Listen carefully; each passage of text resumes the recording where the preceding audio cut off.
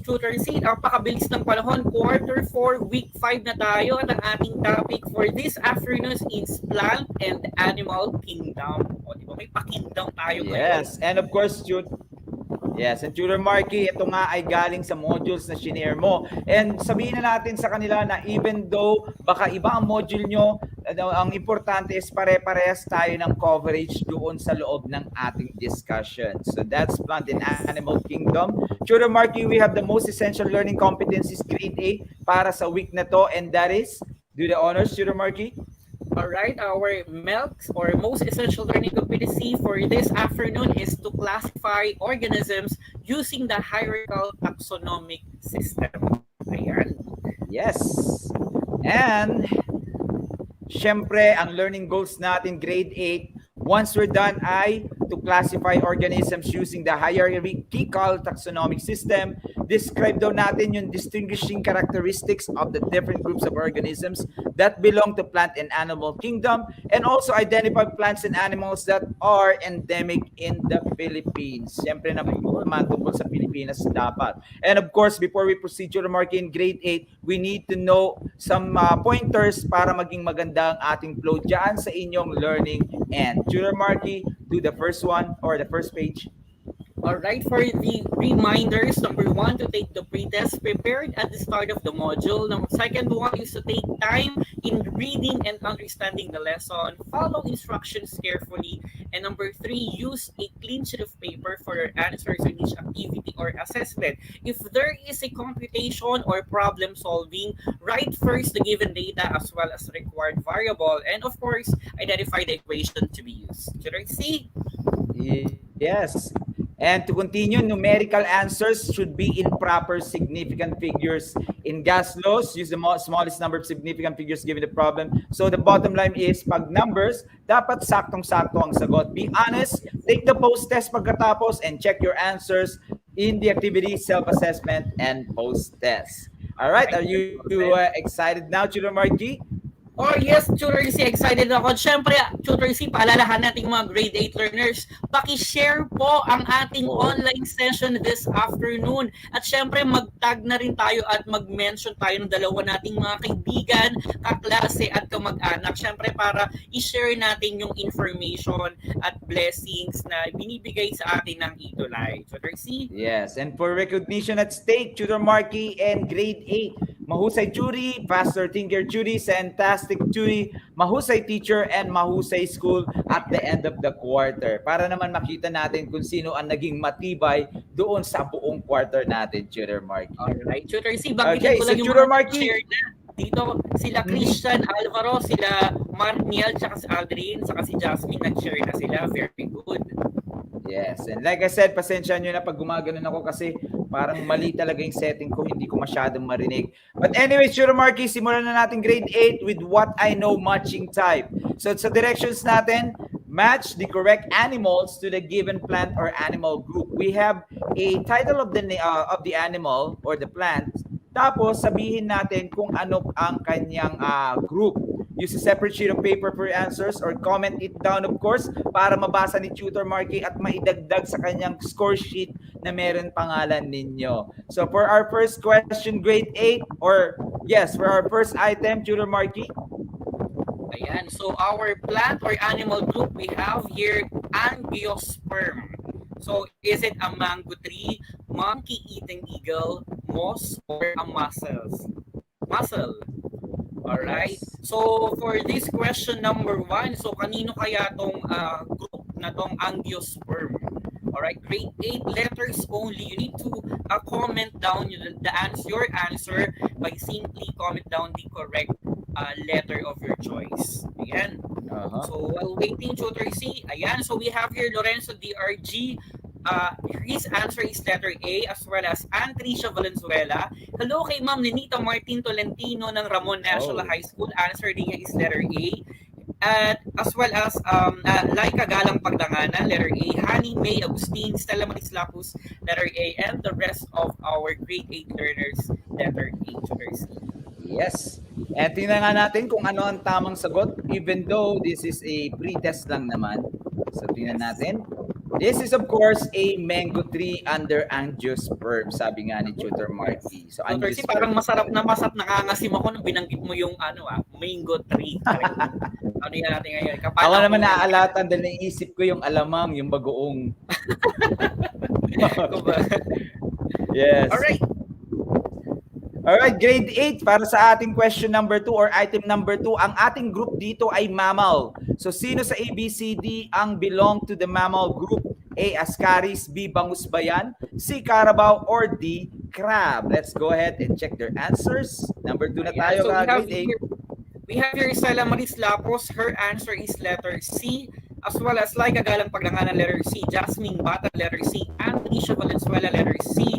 Christine Gail Santos, letter C, as well as Ma'am Nenita Martin Tolentino, letter C, and last is si Christian Alvaro, letter C. Letter C. Yes, and Aldrin Mark Pulayan, Kurt Axel Purok, pare-parehas silang letter C, and the correct answer is, tingnan natin. Sana hindi tumalon ang aking screen.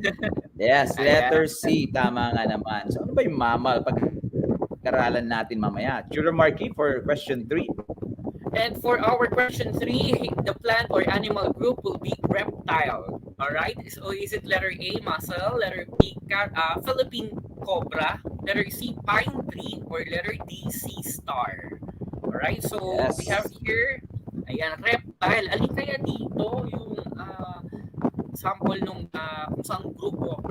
Yes, mabilis si Lorenzo DRG, letter B siya sa number 3. As well as Laika Galang Pagdanganan, Kurt Axel Purok, Aldrin Mark Pulayan, and also Kristen Gail Santos. How about on your end, Tutor Marky?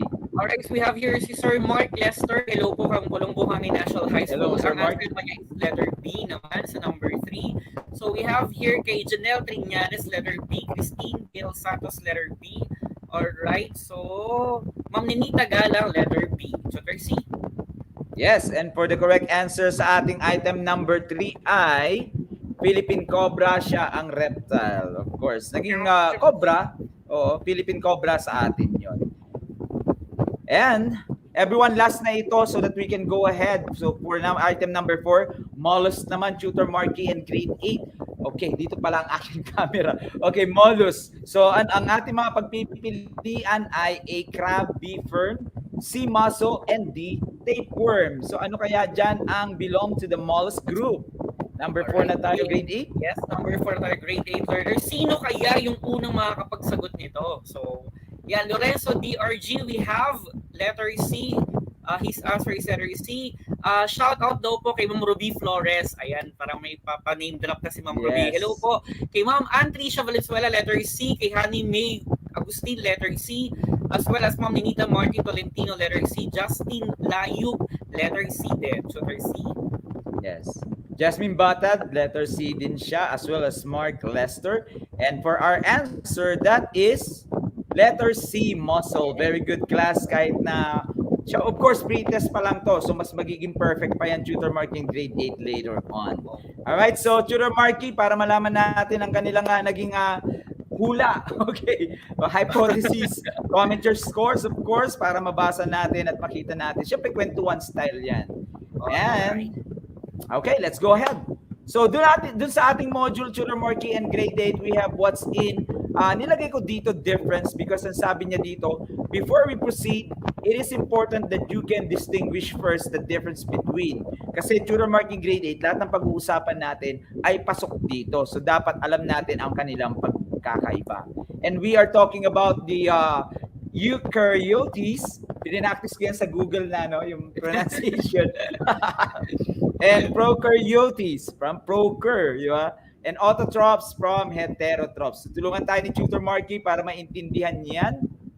Punta muna tayo doon sa already grade 8 ha. Yan, eukaryotes and prokaryotes. Tutor Marky, ano ba yung sinasabi dito?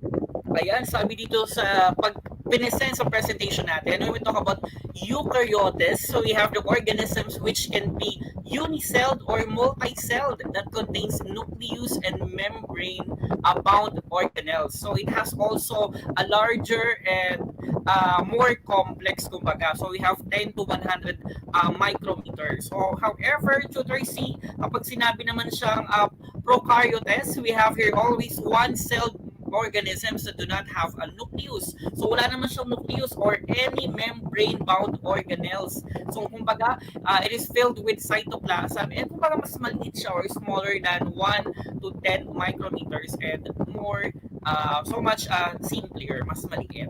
Ayan. Yes, that is correct, Tutor Marky. Kasi Tutor Marky, in grade 8, yung nucleus kasi ay naglalaman ng DNA strands.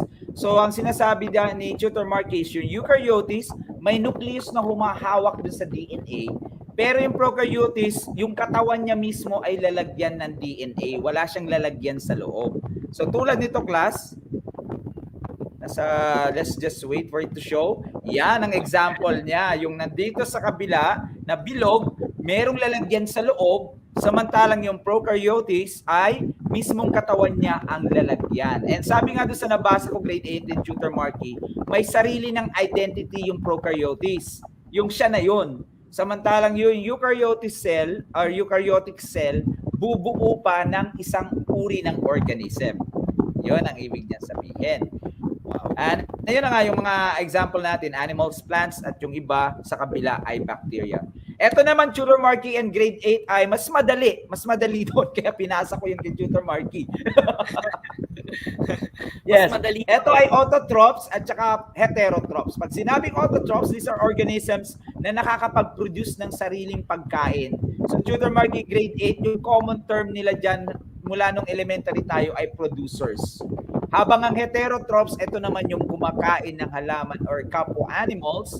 So, syempre, sa regular term natin dyan ay consumers. Autotrophs ay producers, heterotrophs ay consumers. So, dun ang mga yun ang dapat natin mga tandaan.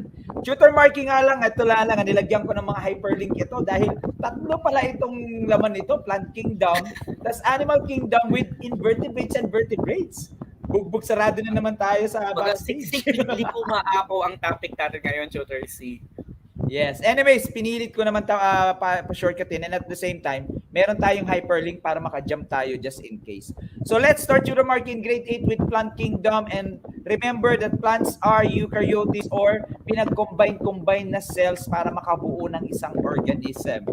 So dito, meron tayong, I believe, 5 yata na ilista ko or 6, basta daanan na lang natin. Beginning with bryophytes. Gamitin nyo yung inyong module grade 8 para makasabay kasi hiwa-hiwalay ang ating discussion per number.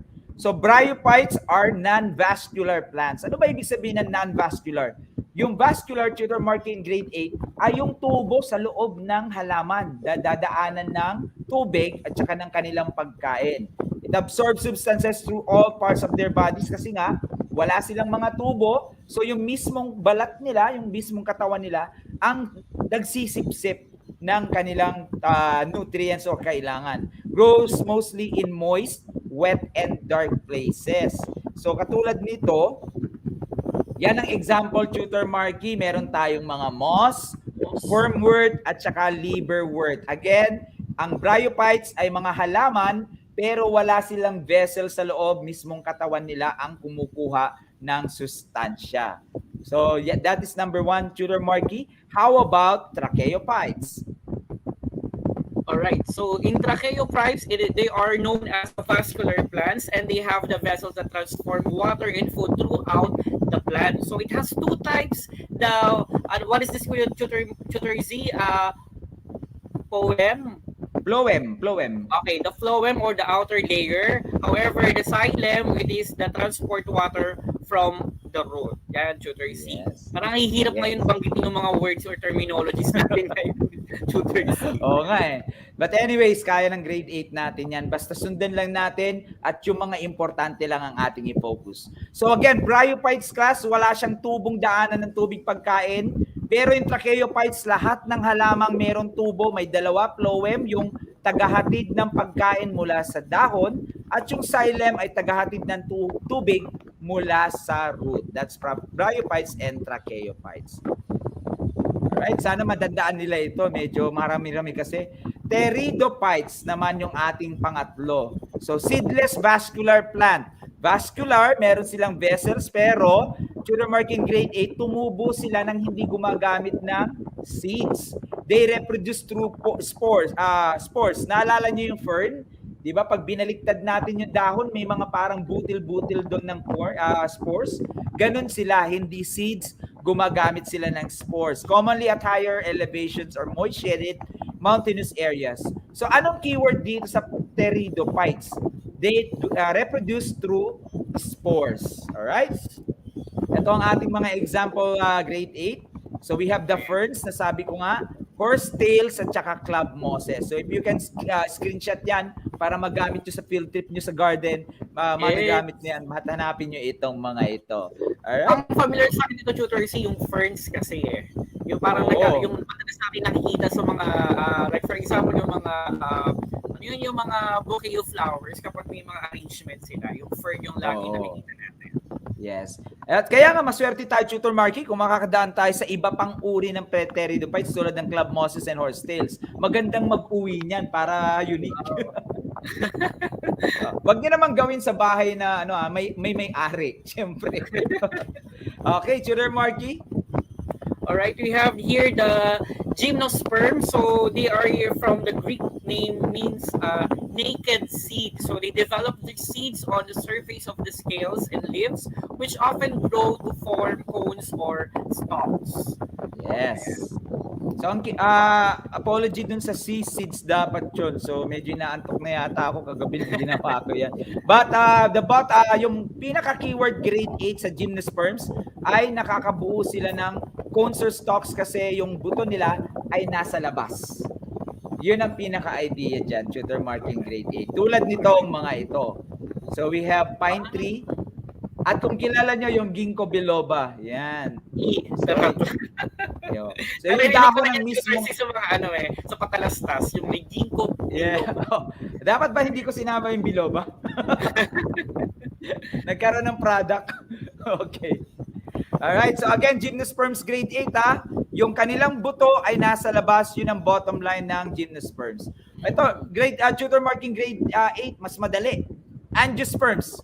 Lahat ng halaman na nagfa-flower at nakakapag-produce ng fruit mula sa flower at saka seeds, sila ay tinatawag na angiosperms. Ang alam ko, wala akong example nito dahil madali lang. Pero, meron tayong tatlong uri, tutor marking grade 8 ng angiosperms. Do the honors, tutor marking.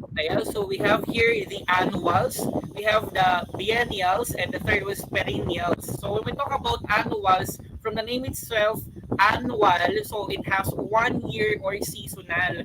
Kumbaga lumalabas lang yun or namumulaklak sila after a year. When we talk about biennials, it develops roots, stems, and leaves in the first year and seeds on the second year, and then siyempre, mamamatay na siya. And for the perennials, it lives for many years and usually producing woody stems. Kumbaga, yung perennials, tutor, ito na yung mga nagagamit natin na mga matitigas na kahoy. Dito na siya nakakategorize, tutor. Yes. And of course, Tutor Marky, ina-appreciate natin yung mga nag-share ng kanilang ideas and knowledge, no. Hindi namin nababasa ni Tutor Marky because worry kami sa time namin dahil marami kaming topic ngayon. Pero yung mga yan ay binabasa namin, lalong-lalo na yung mga very active. Thank you so much, guys. Thank you so much. Gusto ko lang, Tutor C, recognize po dito, Tutor C, yung from James Batag, yung DMGHS. Siguro bago lang sa pandinig natin ito yung school na to. So sana naman alam natin ibig sabihin ng DMGHS. Oo. Para naman maisama natin yung actual na school, hindi yung shortcut at ma-identify natin. Thank you so much and welcome to the group. Alright, Tutor Marky, sa iyo yan. Hindi. Okay, ako muna. Classifications then based on the number of cotyledons in the seeds. Grade 8, just in case nakalimutan na natin ano yung cotyledons. Yun yung katawan ng buto. Yung kung isa lang siya or nahahati, yun yung cotyledon. So kapag monocots, ito ay yung buo yung buto niya, hindi mo madidivide sa dalawa. Tapos kung dicot naman, ito yung pwede mong gawing dalawa katulad ng mga beans, yung mga ganon. Alright? So, yun ang mga classifications. And Tutor Marky, trivia ito. Sabi niya, kung hindi mo daw nakita yung buto, okay, there are various ways in which you can determine if a plant is monocot or dicot daw. Kasi buto natin binabase yung cotyledon eh. Pero just in case hindi mo makita yung buto, tingnan daw natin sa dahon. So, one way is by looking at the leaf venation, yung parang ugat niya dun sa dahon. Monocots usually have parallel venation, yung diretso lang ang kanyang ugat. Tapos, kapag naman yung parang tulad ng ugat natin na pakalat, yun naman ay mga dicots. Very good. Ang bilis lumitaw ng hindi ko nahahabol. Jasmine M. Batad, thank you so much for your reaction. Okay, so let's move on sa susunod na Tutor Marky yata ito, Plant Kingdom Summary. So summary lang ito, you can do your screenshot. These are bryophytes, tracheophytes, pteridophytes, gymnosperms, and angiosperms. So hopefully maliwanag yan. I-rewind nyo na lang or backstep yung video para sa definition. So Tutor Marky, let's go to Animal Kingdom. Sabi niya dito, Tutor Marky, ikaw yung magsunod mamaya. Vertebrates, alam na natin to. Those are animals with backbones, yung mula ulo hanggang buntot may buto sa loob. Invertebrates ay wala. Usually, ginagamit nila yung shell nila sa labas bilang buto. So, that is exoskeleton. So, Tutor Marky, Animal Kingdom under invertebrates. So, dahil invertebrates yung pinag-uusapan natin, Tutor C, isa sa mga classification nito ay yung sponges or yung under the phylum Porifera. Ayan, kung nakita nyo po, grade 8 turners, doon sa pinapresent po ni Tutor C, it is the simplest animals with sac-like bodies with pores. Kung makikita nyo, parang straw siya na may bunganga. Kumbaga nakikita natin ito sa mga cartoons. Ayan, so we have here, it is considered as marine animals and are feeders. Kumbaga, ayan, feeders po sila. It can produce both sexual and asexual. Yes. And let me just idugtong ko lang, Tutor Marky, in grade 8 na ang ibig sabihin ng filter feeders, yung kinakain nila ay yung nasa tubig, finifilter nila at kung ano yung nasasala nila, yun yung nagiging food nila. Yes. Kumbaga may sarili silang salaan, Tutor C, para kumbaga malinis yung kanilang or wala silang makain na ibang microorganisms. That is correct. Ang mali natin dito, Tutor Marky, no, pag nasa labas tayo, pag nagsiswimming, akala natin mga halaman yan at saka mga bato. Animals pala. Okay, so let's move to cnidarians. Have stinging cells, nematocysts on the surface of their body parts such as tentacles. O nga pala, class, meron din tayong phylum na kasama dyan, no? Kaya nga maganda kung i-screenshots ninyo. So ano ba yung mga cnidarians? Sila yung merong mga effective means of capturing prey. Their bodies have radial symmetry, sabi niya dito. At meron silang mga stingy appendages tulad na nakikita natin sa, ano ba tawag na dito? Jellyfish. Yeah. Ayun, jellyfish. So yun ang ginagamit nilang panghuli. And itong nakikita nyo si Finding Nemo. Yeah, Nemo. Okay. Ayan, familiar yung grade 8 natin dyan. Okay. Ay, tayo lang yata ang familiar doon, Tutor Marky. Okay, ang cnidarians dyan, grade 8, ay yung tinataguan niya. Yung parang mga may mahahabang daliri, yun ay tinatawag na anemones. Tapos yung corals, Tutor Marky, ay itong nandito sa pangatlong picture. Ito. So basically, yan ang totoong itsura nila. Nagkakaroon lang ng mga kulay dahil kinakapitan ng kung ano-anong mga bacteria, fungi, yung mga ganon. But generally, sila ay transparent. So again, cnidarians, merong mga stinging cells o yung mga galamay. Wow. Ayun. Parang ang sarap na ngayon mag-scuba diving ngayon, Tutor. Kasi parang tinatawag ko ng dagat sa mga pinapresent mo ngayon. Tama. Parang puro pandagat. Ang ganda, no, sa dagat. Hindi lang natin na-appreciate. Okay, Tutor Marky? Ayan, so our third classification is what we have, the flatworm. So it is under the phylum Platyhelminthes. Okay, parang hirap banggitin. So they're the flat-bodied organisms with a single opening serving both as mouth and anus. Kumbaga, kung saan sila kumakain, pumapasok yung pagkain nila, doon din lumalabas ang kanilang mga talent. Okay. Ayan, kanilang mga talent, yung mga anus nila. Ayan, kumbaga ito yung mga example, no? Kumbaga yung mga, ang galing kasi na-realize ko, Tutor C, just so nung pinapresent natin to, ay may mga ganun palang kind ng animals. Under the animal kingdom. Nakakatuwa naman. Diba? Yes. That's correct. And Tutor Marky, dagdag lang natin. Basically, halos lahat ng flatworms ay parasitic. Ibig sabihin, tumitira sila sa loob ng katawan. Pero yung last one na nakikita nyo sa picture dyan, yan ay planarians. Free-living siya. So, kumbaga, pwede siyang mabuhay ng hindi nagiging parasite. Okay, ganon. But basically, parasite sila, nakakadiri. Flat. Ayan. So, paano ito? Paano tandaan? Basta flat ang isang organism na that is flatworm and it's parasitic. Okay, roundworms. Parang ganun din. Nilagyan lang natin ng bilog na katawan under the phylum Nematode. So parang kamag-anak ni flatworm na pitpit, ito bilog naman at makinis din ang kanyang balat. Kaya nga sinasabi natin to Tutor Marky, baka ma-identify yung earthworm as roundworm. No. Dapat makinis ang balat na pabilog. They have a body cavity, yung meron silang dadaanan sa loob ng kanilang kinakain, pwedeng aquatic and terrestrial. And of course, sabi niya dito, some are anaerobically inside host body. So parasitic din ito. Ayaw ko lang ipakita yung mga pictures na nasa loob ng katawan. Baka hindi natin kayanin. Baka mamaya i-off tayo ng mga fakta. Yes. Alright. So again, roundworms, diretsong bilog, hindi siya hati-hati. Tutor Marky, how about number 5, segmented worms? Alright, we have here the segmented worms under the phylum Annelida. So it is also known as annelids or characterized by segmented or repeated body parts. So kumbaga, Tutor C, kumbaga ito yung umuulit-ulit. Kumbaga ito pa yung kapag hinati natin, mauulit ba siya? Okay, ito pa yung septa, each partition that divides the coelom. Tama ba ko, Tutor C? Coelom? Yes, that is correct. And kung explain natin yung coelom class, ito yung bawat segment na fluid ang laman, Tutor Marky. So bawat septa ay coelom tapos fluid ang laman niya. So paano tatandaan ng segmented worms? Segmented, may hati-hati sa katawan. Yes, kaya nga sabi ko yung roundworm, yung earthworm, hindi roundworm kasi segmented ang earthworm. Ang nakikita nyo example grade 8 ay earthworm at saka yung linta, yung sumisip-sip ng dugo. Yun. Alright, so hopefully nakakahabol tayo, class. Mollusk naman tayo, madali lang ito. Ito yung mga shelled na kinakain natin at hindi kinakain. Soft-bodied with most, having a shell covering. At ang groups ay according to shell or foot as univalves. So very common, gastropods. Yung meron siyang isang shell, Tutor Marky in grade 8, isang shell, gastropod.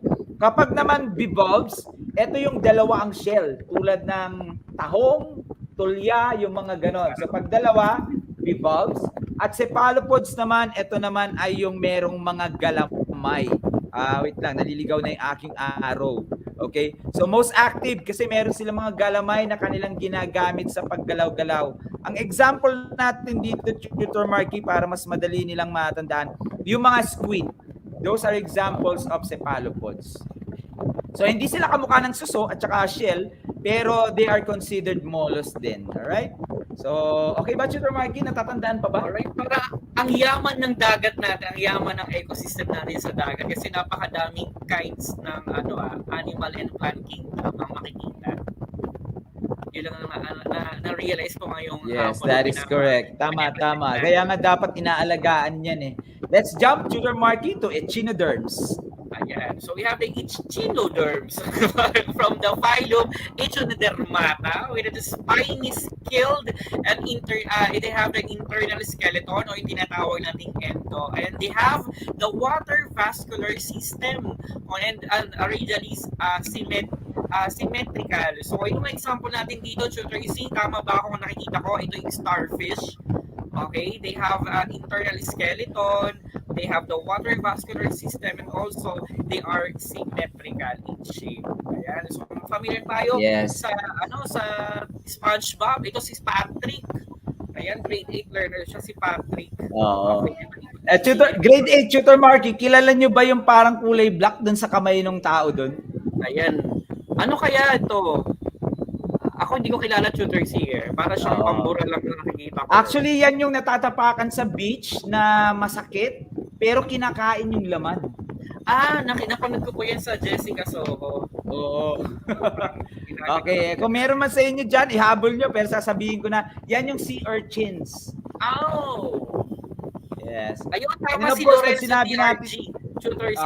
Pag sinabi nating water vascular system class, ay gumagamit sila ng parang suction ng tubig para ibuga, ipasok, para makagalaw sila, Tutor Marky. Yun yung water vascular system. Meron pa tayo, Tutor Marky. This is arthropods. Yun, si urchin, sabi ni Lea de Vera, very good, na ihabol. Si urchins or dikya. Yun nga lang, hindi ko alam na dikya pala ng Tagalog. Hindi pala English term ng C. Alright, arthropods, guys. Ano ba ibig sabihin ng arthropods? Keyword niya ay jointed legs. Okay, jointed legs. So, iba-iba yan. Basta nakita yung hati-hati or putol-putol yung pinagdugtong-dugtong na paa, arthropods yan. So, meron tayong iba't ibang uri ng arthropods. Insects, arachnids, crustaceans, centipedes, and millipedes. Do your screenshot, guys, para maging parang guide ito sa inyo. Pair of legs, 3 pairs sa insect, 4 pairs sa arachnids, 5 pairs sa crustaceans. Ang pagkakaiba lang sa centipede, millipede, ang pair ay doon sa kada hati ng kanilang katawan. Kasi nga mas maraming kanilang katawan, 1 pair sa centipede and 2 pairs sa kanilang millipedes na hati-hati. Alright? So that's arthropod keyword class, keyword grade 8. Pares-pares ng paa at putol-putol, jointed. And I believe this is the last one, Tutor Marty, para sa invertebrates. Alright, so we have the chordates. Tama ba ako, Tutor C? Chordates from the Phytolum chordata. So note for the invertebrate chordates, so we have having a notochord. It is a dorsal supporting rod during embryo stage that is replaced by a vertebral column during maturity. Parang Tutor C, ito yung kahawig nung nauna kanina, pero siguro iba ng characteristic to, Tutor C. Yes. Ano lang, Tutor Marky, actually may dalawang uri ng chordates. Merong invertebrate at saka vertebrate. Kaya nga sabi natin dito, para sa invertebrate chordates ito, yung bumper, meron silang support na buto, pero hindi pa totally vertebral column. Yung nakikita nyo parang doon, yung parang dilis. Ang tawag dyan ay lancelet. So isa sa mga pinakamatandang maliit na mukhang isda sa ating prehistoric time na hanggang ngayon ay buhay pa rin. So yun lang. Chordates ay merong supporting rod. Wala pa silang vertebral column. And of course, I believe natapos na tayo sa invertebrates. And don't worry, grade 8, 5 lang itong vertebrates, diba, Tutor Marky? Naalala mo? Yes. Yes, unahin mo na ito, Tutor Marky, para sa vertebrates. Alright, for the vertebrates, number 1 is the fishes. So it is cold-blooded aquatic animals. Madali nating ma-realize, madali nating ma-identify at ma-describe. It is have most scaled for protection, pairs fins for the movement, and the gills for the gas exchange. Kumbaga, yan, mas madali nating ma-identify, Tutor C, at familiar tayo, fishes. Right. And of course, meron ako isisingit kasi dun sa picture may 3 example class.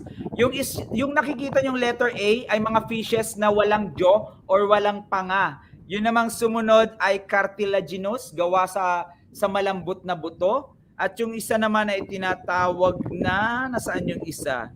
Kasama niya si bangus yata ito, yung nakikita natin. Tutor Marky, etong letter A, dito pala kinuha yung mga monsters ng mga movies. Alam mo yung mga monsters sa disyerto? Kasi jawless sila. Ayan! O, di ba? Yeah. Parang familiar yan sa Plants vs. Zombies. Yes, fish po yan, grade 8 fish po yan. Pero wala silang panga, kaya ganyan nakakatakot. So meron palang pinanggalingan yung mga monsters sa mga movies pagdating sa ganyang design. So let's move on kasi baka hindi na ako makatulog. Okay, we only have 9 minutes, di ba? Kayang-kaya natin yan. Yes. Okay, amphibians number 2, last 3 mamaya. Dwell both on land and water. Pwede sa land, pwede sa water. Meron nga lang silang tenga, at meron din silang pang-produce ng sounds. Meron silang moist skin. Okay, moist skin. Bony fishes, sabi niya, bangus po, Christian Alvaro. Thank you so much. Basta ang kanilang ang balat. Bakit pala basa lagi ang kanilang balat? Trivia lang ito, class, no? Lalong-lalo na sa mga frog na makikinis ang balat nila. Doon kasi sila humihinga, Tutor Marky pala. Hindi sila humihinga sa kanilang ilong, humihinga sila sa kanilang balat. So examples natin dito, napakadali. Salamanders, frogs, and toads. How about number 3?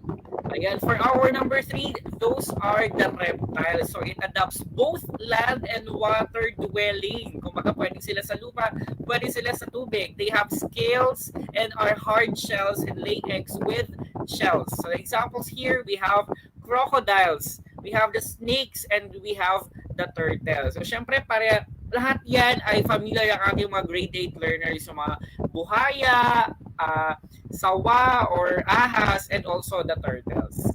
Yes. Hindi na ako naglagay ng dito. Sabi nga ni Tutor Marky, very familiar tayo sa mga crocodiles, snakes, and turtles. So let's go to birds. Most birds are lightweight due to hollow bones. Meron silang buto na halos walang laman sa loob kaya magaan. Warm-blooded sila tulad natin at meron silang talons or palmate. So, class, kung sakali mang may nagtanong, Sir, ano ba yung talons? Ano yung palmate? Yung talons, Tutor Marking grade 8, ito yung kalawit sa kuko ng mga ibon. Nagets ba? Tutor Marking narinig? Yes, yun. Yes. Pero ano yung palmate? Yung palmate ay yung parang sagwan na paa, Tutor Marky, tulad sa mga ducks. Kaya nga magkakaiba, pare-pareho silang ibon pero iba-iba sila ng paa. Yes. Yung parang definition na niyan ay webbed feet or webbed feet, parang ganon. Meron silang bills o kaya beaks, bills para sa mga tulad ng duck at saka beaks kapag sa mga ordinary birds. Examples ito ay ostrich, eagles, actually Philippine eagle yan, tinanggal ko na yung Philippine para shortcut, ducks, and chickens. And for the last one, very common, ayan, we have mammals. So we are the mammals. Dito tayo belong. So Tracy, tama po ba? So they have the mammary glands that produces food, just like milk for our offspring. And we have here they are warm-blooded, covered with hair or fur. They have different groups also. We have the monotremes, we have the marsupials, and the placentals. Ayan, so Tracy, para mas mabilis. Yes. Monotremes, ito ay mga naglilay ng eggs. Mammals, may naglilay din ng eggs pero soft-shelled siya. Marsupial, example ng marsupial ay yung kangaroo, Tutor Marking grade 8. So, ipinanganak nila, hindi pa super developed, tapos nakatago dun sa pouch, yun yung marsupials. And placentals, tulad natin, kapag ipinanganak tayo, buong-buo na. Okay, naglalakad na at saka nagtatrabaho na. joke lang. Okay. And with that, Tutor Marky, we survived. So can you give the summary for the invertebrates? Ayan, so for the invertebrates, medyo madami siya. We have the sponges, the Cynardian. So we had the flatworms, the roundworms, segmented worms, the mollusks, the echinoderms, and the arthropods, and the chondats. What did you makita sa Tracy? Chordates, yata. Right. So okay. Under the vertebrates, we have the fishes, the amphibians, the reptiles, the birds, and of course, the mammals. Yes, thank you so much sa 18 na nag-share. Share po pa natin para masaya. And of course, hindi lang naman para masaya at saka tumulong din tayo, di ba? Itong ginagawa namin ni Tutor Marky para tumulong. Just in case na mabilis, ito ay magiging recorded and you go back and you use it as your resource para mas maintindihan pa sa ang mga team replay. Kung baga Tutor, yung mga kapag mag-e-exam sila, pwede nilang balikan, ay ano ulit yung mga under ng vertebrates at vertebrates. Papanoorin ko nga ulit yung ito like. Kasi may mga team replay po tayo.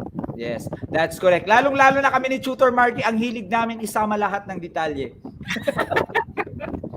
Kaya lagi kami overtime. Ayan, dahil dyan. Anyway, Tutor Marky, we are done. So we are now on what's more. Word up, sabi niya dito. Do the honors for directions. Ayan, to rearrange the jumbled letters to form the correct words using the given clues. Ayan, for our number 1. Ayan. So what is this? Grade 8 learners. Okay, the jumbled letter, all you need to do is characterize by having a mammary glands and hair. Okay, grade 8, comment tayo. Comment. So what is this? All you need to do is to rearrange. Ayan. So, okay, so we have here according to Janela Ashi, umakyat na yan, Bellingon. Ayan, mammals ang kanyang answer. As well as Lea De Vera, Eliza Sawal, alright, Marjun Casio. Okay, Casio. and the correct answer, grade 8, of course, ay mammals. Siyempre naman, i-rumble-drumble lang natin yan. Let's go to the second one. I do believe hanggang 3 lang yata ito. They have 5 pairs of legs for every segment. Ito yung yung arachnida ba yon? Yung nakalimutan ko na. Basta. Okay, yung meron silang 5 pares ng paa doon sa kanilang isang hati ng katawan. 5 pairs. Okay, so that is UCRSENTACE. Silip tayo, Tutor Marky. First 3 will do. Alright, we have yan, crustacean, according to Sir Mark Lester. Ayan, from Wow. Pulongongan National High School. As well as kay Ma'am Nenita, crustaceans din ang kanyang answer. Alright. And Miss Janelle Triñanes, crustaceans. Alright. And the correct answer, of course, is crustacean kasi yun lang naman ang babagay din sa jumbled words. Tutor Marky. Alright, for our third jumbled word, they develop their seeds on the surface of scales and leaves. What is this? Alright, we are now on number 3 word to be word or jumbled word. So what is this number 3? They develop their seeds on the surface of scales and leaves. Right? Ayan, we have here Stella Marislapos gymnosperm, sir. Ayan, gymnosperm. Yes. And of course, Tutor Marky, that is gymnosperms. Good job, Stella Marislapos. And with that, we are now down. Okay, very good, grade 8. Try naman na natin ngayon ang ating assessment para mabawasan yung assessment sa inyong module or maybe merong ganitong klaseng question sa inyong sariling version ng module. Identify the plant or animals which just does not belong in the group. Okay, does not belong daw. So choose the letter of the correct answer. And for the first one, ang ating group ay bryophytes. Parang katulad din kanina yata ito. Hindi, iba naman. Tulad din. So, bryophytes, question number 1, grade 8. A, moss, B, grassy, hornwort, or D, liverwort. Saan dyan ang hindi kabilang sa bryophytes? Alright, is it letter A, B, C, or letter D? So, which one is not belong to the group? Everyone, grade 8 learners. According to Lorenzo DRG, it's letter B, sir, grass. According to Sir Lester, letter A, moss. Okay. Alright, so kay ang Christian Alvaro, letter B, grass. Ang kanyang answer. Ayan, Tutor C, what is our correct answer here? The correct answer here, Tutor Marky, is grass. Okay, so siya ang hindi kasama sa bryophytes. Tutor Marky, for question number 2. Okay, for the question number 2, the plant or animal group will be mollusks. So which one is not belong to the group? Is it letter A, snail, letter B, turtle, letter C, mussel, or letter D, whale? We are now on number 2 question for our assessment. Alright, grade 8 learners, which one is not belong to the group? Is it letter A, B, letter C, or letter D? Alright, according to Aldrin Pulayan, it's letter D, whale. According to Ma'am Nenita Martin Tolentino, it's letter B, turtle. According to Lorenzo, it's letter D. Alright, from Angel Nolasco, it's whale or letter D. Did you see? Yes. Okay, Tutor Marking grade 8, we still have last two, pero yung isa na lang papakita natin at sasagutan namin ni Tutor Marky, yung number 4. For this one, question number 2, the correct answer is turtle para sa mollusk. And last one for you guys, number 4 is for us, Tutor Marky, marsupials. Napakadali. Yan yung hindi ko pwedeng sabihin pala. Okay? So, uri ng mammal ito na may pouch. So, sino sa kanila ang hindi kasali? A, tarsier, B, kangaroo, C, koala, or D, opossum? Alright, so we have here, we are now on question number 3, grade 8 players. Hurry up, hurry up. Hurry up, hurry up. Ayan, we have here from Christopher Respicio, letter D. Opossum ang kanyang answer. According to Lorenzo DRG, it's letter A. Kay Stella Marislapos, it's letter D. Ma'am Nenita Martin, it's letter A. Alright. Christian Alvaro, letter A, letter Z. Yes, and of course, this one is letter A. Okay, sa amin na nito ni Tutor Marky, or maybe si Tutor Marky nang sasagot kasi siya ang estudyante ko ngayon. Siyempre, tutulungan din ako Tutor ni Marky, Tutor Z. Daikots, habol na lang kayo, grade Yeah, habol we kayo have- grade 8 kasi babasahin pa rin namin. So Tutor Marky, Daikots, which one is not included? A, onion, B, tamarind, C, jackfruit, D, eggplant. Alin dito, Tutor C, Daikot. So, grade 8 learners, pakitulungan po ako dito. Okay, so alin kaya dito? Onion po ba? Tamarind, jackfruit, or eggplant? Ayan. So, Yes. syempre, tutulungan Daikots, ko. ayaw nga pala, Daikots yung dalawa ang piraso ng Dalawa. dito niya, yung pwede mong hatiin. Alin dito. So, Okay, so habol-habol, grade 8. jackfruit or eggplant. Meron na ba, Tutor Marky? Meron na? Or habol na lang? Meron dito, Tutor C, and all of them answered letter A, onion. Okay, of course, dun ay letter A. And, Ayan. nasa na tayo? That is our lesson for today. And hopefully, class, natulungan kayo. And take note, sabi nga namin, just in case na dahil marami at hindi madaling matandaan, balikan nyo para makatulong ito sa inyong pag-aaral. At i-save nyo next school year yung susunod na grade 8. Good job, guys. And Tutor Good job. Marky, Saitas, paki-screenshot na lang grade 8. Tutor Marky, guide them. Ayan, so the direction for our site task, grade 8 learners, umpisa na po natin mag-screenshots. The direction would be look around you and identify leaves from the first 5 from different plants. Identify the common names and scientific names, if possible, of the plants that you will observe. Okay, describe the shapes and the venation of the leaves and determine if it's monocot or dicot by using this table below. Ayan. Yes, do your screenshot grade 8 para na meron tayong kopya na magagamit mamaya sa ating site task sa pagsagot. 5, 4, 3, 2, and 1. We are now on the quarter 3 recognition Ayan. requested by Tutor Marky. And of course, I am so excited. Congratulations, Tutor Marky. Okay. Of course, syempre, grade 8 learners, ito yung kahapon na naganap. So, inawardan po ng exemplary in pedagogy. Ito po ay for the quarter 3 for school year 2021-2022. Congratulations to Tutor Z. Ayan, for Christian V. Zulueta for exemplary in pedagogy. Ayan. Congratulations, Tutor Z. Thank you so much. Thank you so much. And congratulations sa Tutor Rogar, idol. And of Yes. course, Tutor Marky, congratulations for being a third quarter exemplary tutor. I'm so proud of you. You went so far from mahihain na hindi makapagsalita. Ngayon, And ngayon, madaldal pa. super confident na talaga. Very Yeah, good. of course, syempre, thank you very much sa ating grade 8 learners and of course for the guidance Tutor C sa inyong yun nga, guidance sa akin every Monday. Ayan, thank you very Yes, much, of Tutor C. course. And we learn And of course, from each other as well, of course. Kasi experience teaches us a lot. And dito, Tutor Marky, ano ito? Yes, ito gusto na natin ulit ma-recognize ang mga schools na napasama sa most supported schools sa ating third quarter. And yan ang Ramon National High School and Alibadabad National High School. Again, madalas natin ito nababasa, Tutor C, from Division of Isabela. Meron pa yan, Tutor C. Sino pa ulit yung mga ibang school? We have San Mariano National High School also from the Division of Isabela. Talaga namang hindi sila nawawala sa ating comment section. Meron pang isa dyan, Tutor C. We have from LFG Damantina National High School and Ingo de Ramona Integrated School, still from the Schools Division of Isabela.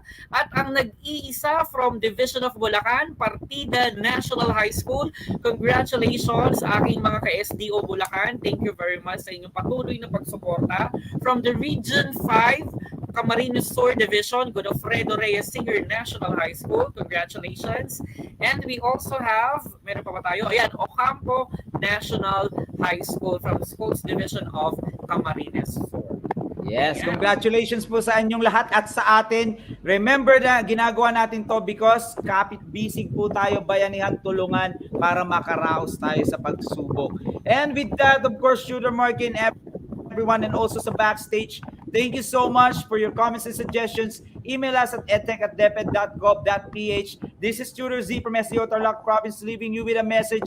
Learn as early as now because your future begins today together with I am Tutor Marky from SDO Bulacan. Always remember, sa agham, tayo ang bida. Right? Yes, up Tutor next Steve? Science 9. Good luck. And Tutor Marky, for the meantime, class Dismiss. dismiss. Bye.